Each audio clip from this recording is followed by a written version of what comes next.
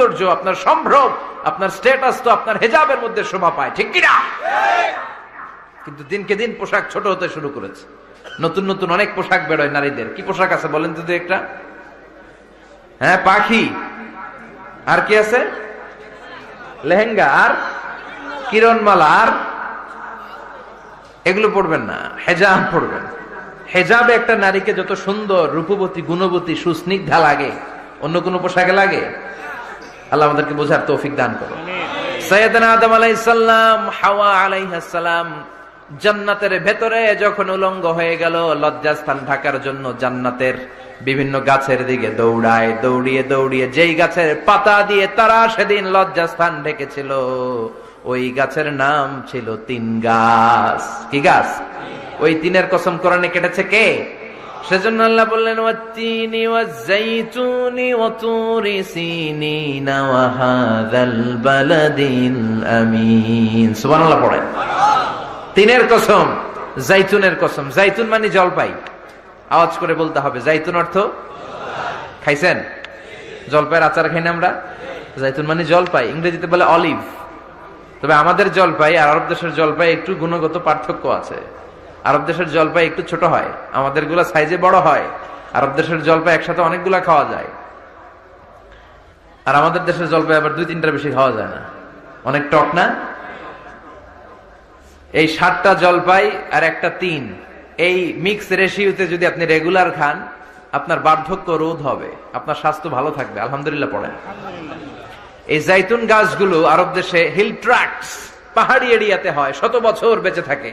বিশ্বনবী বলেছেন, কুলু যাইতা ওয়াদাহিনু ফাইন্নাহা মিন শাজারাতিন মুবারাকা। বিশ্বনবী বললেন, জাইতুনের তেল খাও, জাইতুনের তেল গায়ের মধ্যে দাও, জাইতুনের তেল মালিশ করো, জাইতুনের ভেতরে বরকত ঢুকায় দিয়েছে কে? জাইতুনের তেল দাড়িতে, চুলে মালিশ করলে দাড়ি চুল সহজে পাকে না। বিশ্বনবী সব সময় দাড়িতে, চুলে জাইতুন মাখতেন। আমি নিজেও মাখি প্রতিদিন, আপনারাও মাখবেন। বাজারে পাওয়া যায়, যে বলবেন অলিভ অয়েল, কি বলবেন? অলিভ অয়েল বললে আপনাকে দিবে। স্পেনের, মেড ইন স্পেন, এদের অলিভ অয়েল ভালো। ফিলিস্তিনের যে অরিজিনাল অলিভ অয়েল, এটা ভালো, এটা খাওয়া যায়। তাম্বুতু বিদ্দুহুনি ওয়া সিবগিল আকিলিন, এটার অনেক কাজ, খাওয়াও যায়, মালিশও করা যায়, জাইতুনের ডাল ভেঙে মেসওয়াকও করা যায়। সুবহানাল্লাহ পড়েন। বিশ্বনবী বললেন, নি'মাস সিওয়াকিয়াজ জাইতুন, জাইতুনের মেসওয়াক কতই না ভালো। ফাইন্নাহা সিওয়াকি ওয়া সিওয়াকুল আমবিয়া মিন ক্বাবলি, কেননা আমি বিশ্বনবী নিজে জাইতুনের ডাল ভেঙে মেসওয়াক করি, আমার আগে লক্ষাধিক নবীরা সবাই জাইতুনের ডাল দিয়ে মেসওয়াক করেছে। সুবহানাল্লাহ পড়েন। আপনার দেহের ব্যাড কোলেস্টেরলের লেভেল কমে যাবে যদি জাইতুন আপনি খান। দাড়িতে মাখবেন, চুলে মাখবেন, আবার সালাদের মধ্যেও জাইতুনের তেল দিয়ে খাওয়া যায় যদি এক্সট্রা ভার্জিন হয়। লেস দেন 1% অ্যাসিড দিয়ে এটাকে পিউরিফাইং করলে এটার বলে এক্সট্রা ভার্জিন। এরপর আরেকটা আছে ভার্জিন, 2% অ্যাসিড দিয়ে পিউরিফাইং করে। 3-4-5% অ্যাসিড দিয়ে পিউরিফাইং করলে ওটার বলে রিফাইন্ড পিওর, ওটা গায়ে মালিশ করবেন। বরকত আছে না নাই? এজন্য এই দুইটার কসম কোরআনে কেটেছে কে? এরপরে রব্বুল আলামিন বলেন, ওয়া তুরি সিনিন,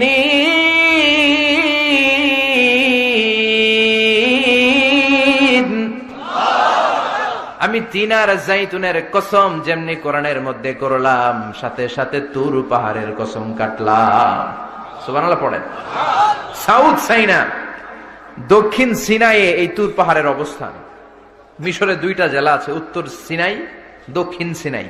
এই দক্ষিণ সিনাইতে 2285 মিটার উঁচু এই পাহাড়। সাইয়েদনা মুসা আলাইহিস সালাম এই পাহাড়ে উঠে কথা বলতেন কার সাথে? তাওরাতের মতো কিতাবকে আল্লাহ তাআলা কাঠের তক্তার মধ্যে লিখে এই পাহাড়ের উপর নাজিল করেছে। কাঠের তক্তা চিনেন? কাঠ দিয়ে মোটা মোটা তক্তা বানায় না? আল্লাহ নিজ হাতে তাওরাত লিখে এই কাঠের তক্তাগুলো সাইয়েদনা মুসা আলাইহিস সালামকে দিলেন, বললেন যাও, এটার মধ্যে হেদায়েত আছে, নূর আছে, বুরহান আছে, নিয়ে যাও, বনি ইসরাইলের কাছে দাওয়াতের বাণী পৌঁছে দাও, তুমি বার্তাবাহ, যাও। সাইয়েদনা মুসা আলাইহিস সালাম দেখলেন ছোট্ট ছোট্ট কিছু কাঠের ফলকার তক্তা, ভাবলেন কাঁধের মধ্যে তুলে নিয়ে যাই, এর চেয়েও কত ভারী ভারী জিনিস আমি মুসা কাঁধের মধ্যে তুলে বেড়াই। কিন্তু সাইয়েদনা মুসা আলাইহিস সালাম তক্তার মধ্যে হাত দিয়ে দেখে কাঁধে উঠাবে তো দূরের কথা, নাড়াতেই পারে না। সুবহানাল্লাহ পড়েন। কাঁধে উঠাবে তো দূরের কথা, কি করতে পারে না? নাড়াতেই পারে না। মুসা আলাইহিস সালাম ভাবলেন এদিক দিয়ে মনে হয় শক্ত, ওদিকে মনে হয় নরম, ওদিক দিয়ে ধরি, ওদিকে টান দেয়, ওদিকেও নড়ে না, মাঝখানে ধরে টান দেয়, নড়ে না। ঘটনা কি? এর চেয়ে কত বড় তক্তা কান্ধে লয়ে ঘুরি, আর এগুলো নড়ে না কেন?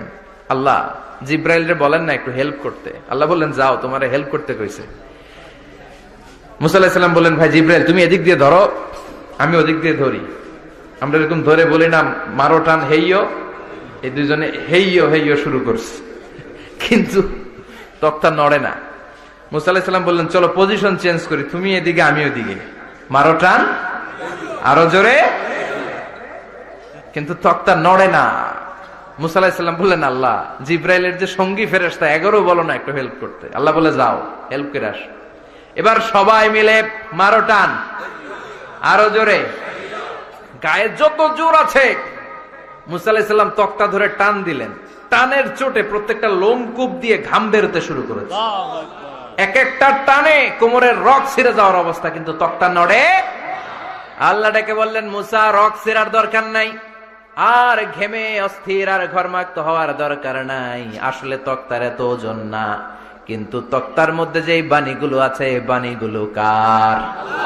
এটা আমার বাণী রে মুসা, এগুলো আমার কথা, এগুলো আমার দেওয়া কিতাব, এগুলো সাধারণ দুনিয়ার বাণী নয়, সাধারণ কথা নয়। এই জিনিসটা বোঝাবার জন্য তক্তার ওজন আমি বাড়িয়ে দিয়েছি। এবার ফেরেশতার সাহায্যের দরকার নাই, নিজেই টান দাও, দেখবা উঠাতে পারবা। সাইয়েদনা মুসা আলাইহিস সালাম এখন দেখে টান দিয়ে কাঁধে নেওয়া যায়। সুবহানাল্লাহ পড়েন। এই যে তুর পাহাড় তিনি মুসা আলাইহিস সালামকে দিয়েছিলেন, যে পাহাড়ের উপরে, পাহাড়টার নাম তাওরাত কিতাব যে তিনি দিয়েছিলেন, যে পাহাড়ের উপরে, পাহাড়টার নাম কি? তুর পাহাড়। বিশ্বনবী মেরাজে যখন গিয়েছিলেন সাইয়েদনা জিব্রাইল এই তুর পাহাড়ে বিশ্বনবীকে নামিয়ে বললেন অন্ধকার, ইয়া রাসূলুল্লাহ উদউল্লাহ, আল্লাহর কাছে দোয়া করেন। বিশ্বনবী বললেন জিব্রাইল দোয়া করলাম, কিন্তু কোন জায়গায় কোন পাহাড়ের উপরে আমারে নামালা? আমি তো এলাকা চিনি না, পাহাড় চিনি না, কোন পাহাড় এটা? সাইয়েদনা জিব্রাইল বললেন নবী হাদিহি জাবাল মুসা তুরে সাইনা, এটা আপনার ভাই মুসার পাহাড়, তুর পাহাড়। সুবহানাল্লাহ। এটার চূড়ায় বিশ্বনবী দোয়া করেছেন। এবং ইয়াজুজ মায়াজুজের আক্রমণ থেকে বাঁচার জন্য ঈসা আলাইহিস সালাম কিয়ামতের আগে সব মুমিন বান্দাদেরকে নিয়ে তুর পাহাড়ের উপরে উঠবে। সুবহানাল্লাহ পড়ে। আমি নিজেই তুর পাহাড়ের উপরে উঠছি 2 বার জীবনে। আমি মিশরে ছিলাম তো, ওখানে আমি শিক্ষা সফরে 2 বার আমরা প্রায় তুরে সাইনাতে সফর করতাম। ঠান্ডা একটা এলাকা, মিশরে পুরো মিশরে গরম, ওদিকে ঠান্ডা।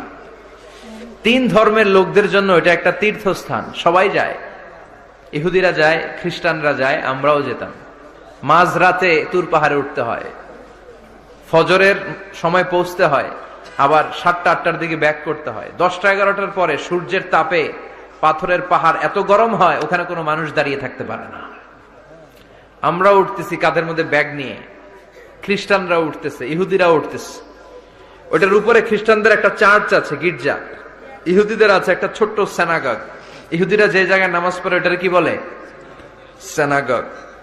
খ্রিস্টানরা যেটাতে নামাজ পড়ে ওটারে বলে চার্চ, গির্জার। আমরা যেটাতে নামাজ পড়ি মসজিদ। আমাদের একটা মসজিদ আছে ছোট। ফজরের সময় উঠলাম, উঠে তাকিয়ে দেখি সূর্য কিরণে পুরো তুর পাহাড়ের সিলসিলাতুল জিবাল, পাহাড়ি রেঞ্জ ঝিকিমিকি আলোতে সূর্যের কিরণে চমৎকার এক আভা, রক্তিম আভা ধারণ করেছে।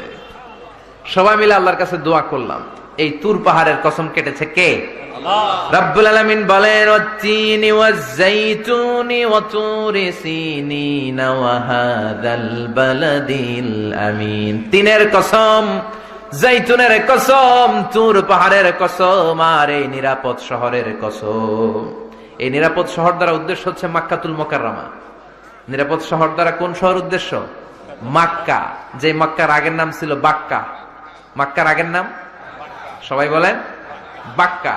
মক্কার নামে আল্লাহ কোরআনে একটা সূরা দিয়েছে, সূরার নাম সূরাতুল বালাদ। লা উকসিমু বিহাযাল বালাদ ওয়া আনতা হিল্লুম বিহাযাল বালাদ। সুবহানাল্লাহ পড়েন। আবার এই শহরের নাম দিলেন আল্লাহ উম্মুল কুরা, জনপদ সমূহের মা। এই শহরের মধ্যে যারা এই প্রবেশ করবে নিরাপত্তা দিবে কে? আবার এই শহরের মাঝখানে আল্লাহ এমন একটা ঘর তৈরি করেছে, গোটা বিশ্বের সব মুসলমান ওই ঘরের দিকে মাথা নুইয়ে সেজদায় লুটিয়ে পড়ে। সুবহানাল্লাহ পড়েন। ইন্না আউওয়ালা বাইতি উদিআ লিন-নাস লাল্লাযী বিবাক্কাতা মুবারাক। এই কাবা ঘরকে কেন্দ্র করে প্রতিদিন 120টা রহমত নাজিল হয়। চিল্লায় বলেন তো কয়টা? 60 লিত-তাইফিন, 60টা রহমত যারা তাওয়াফ করে তাদের জন্য। 40 লিল-মুসাল্লিন, 40টা রহমত যারা নামাজ পড়ে তাদের জন্য। 60 আর 40 কত? বাকি আছে কয়টা? ওয়াল 20 লিন-নাযিরিনা ইলাল কাবা, বাকি 20টা রহমত যারা তাওয়াফও করে না, নামাজও পড়ে না, শুধু কাবার দিকে তাকিয়ে থাকে। সুবহানাল্লাহ পড়েন।